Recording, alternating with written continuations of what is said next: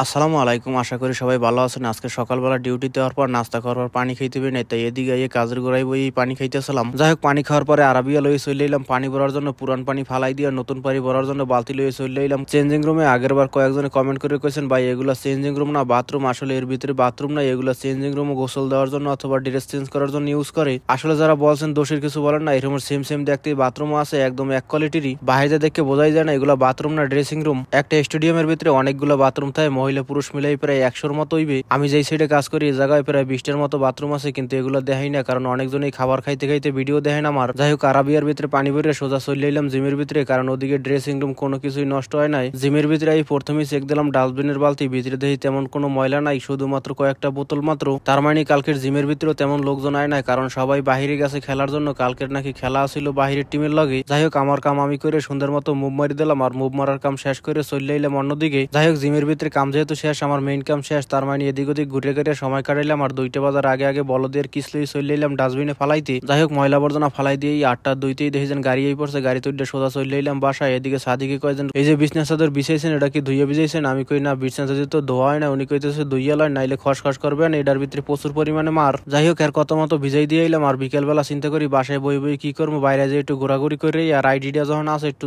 চালু করে অর্ডার যদি আনে। গাড়ি লই অনেক দূর আওয়ার পর খেয়াল পরে মোবাইল হোল্ডারের দিকে যেন, মোবাইল তো আনি না, এর ভিতরে পকেটের ভিতরে আর দিয়ে দিয়ে মোবাইল পকেটেই আছে। যাই হোক, এরপর মার্কেটের দিকে কেএফসির সামনে বই আসলাম। আর অনেক সময় বর পর দিয়ে মাসাল্লাহ অর্ডার একটা আই পড়ছে। অর্ডার পিক আপ করে রওনা দিলাম। আর রাস্তার ভিতরে আওয়ার সময় দিয়ে এবার পুলিশের চেকিং ও বইছে। অর্ডার লইয়া আইতে প্রায় 10 কিলোমিটারের মতো দূর আইলাম। আর আওয়ার পর লোকেশন মরুভূমির ভিতরে লই যেতেছে, রাস্তাঘাট কিছুই নাই, মাটির রাস্তার ভিতরে খালি সামনে সাদা আর সাদা দেখি। যাই হোক, মাটির রাস্তায় অনেক দূর চালাবার পর দেখি সামনে একটা বাউন্ডারি দেখা যাইতেছে। আর আওয়ার পর দেখি যে লোকেশন এই জায়গারই। দাঁড়াই দাঁড়াই কাস্টমারে ফোন দিলাম 2-3 ফির, ফোন দেখি ঢোকে না। এরপর 1 ফির ঢোকলো, আর কাস্টমার ধরে কইতেছে আমি আইতেছি। আওয়ার পর দেখেন কাস্টমার 100 টাকার নোট লইছে লগে করিয়া। অর্ডার ছিল ক্যাশ অর্ডার 42 রিয়ালের, কিন্তু আমার দ্বারা খুরসা টাকা নাই মোড়ো। আমি করলাম কি 100 রিয়ালের নোট লইলাম, আর হ্যারে কইলাম যে আমি খুরসা করে আইতেছি। উনি কইলো যে 5 কিলোমিটারের ভিতরে কোনো বাকালা পেট্রোল পাম্প কিছুই নাই। আমি কই কিছু করার নাই, প্রথম অর্ডার ক্যান্সেল করা যাইবে না, যেমনি ও অর্ডার ডেলিভারি দিতে হইবে, তুই অপেক্ষা কর, আমি যাই খুরসা করে লইয়াহি। প্রায় 7 কিলোমিটারের মতো চালাই আইলাম একটা পেট্রোল পাম্প। আর এ জায়গায় কই প্রথমে বাকালায় চেক করে দেখি, বাকালায় যাওয়ার পর তো এ জায়গায় পাইলাম না। এরপর চলে গেলাম পেট্রোল পাম্পে। আর এ জায়গায় দেখি আমার দেশি মানুষ আছে একজন, উনি কইলো সমস্যা নাই, আমি 2টা 50 রিয়ালের দিতে আসি। কোনার দাঁড়িয়ে 2টা 50 রিয়ালের লইয়া কই এখন আমার দ্বারা যা আছে এটা দিয়ে বেড়ার খুরসা দেওয়া যাইবে না। তাড়াতাড়ি রওনা দিলাম। আর আইতে আইতে দেখি প্রায় সন্ধ্যা হয়ে যাইতে আছে। যাই হোক, মনে মনে একটু ভয়ও লাগতে আছে, কারণ সাগরার ভিতরে এটা প্রথম ডেলিভারি, আর একদম মরুভূমির ভিতরে যাইতে হইবে। আবার হালকা পাতলা ভয় পাইতে পাইতে আই পড়ছি কাস্টমারের বাসায়। আর উনি আমার পর কইতে আছে তুই 50 রিয়াল দে, বাকি তুই রাখকে দে,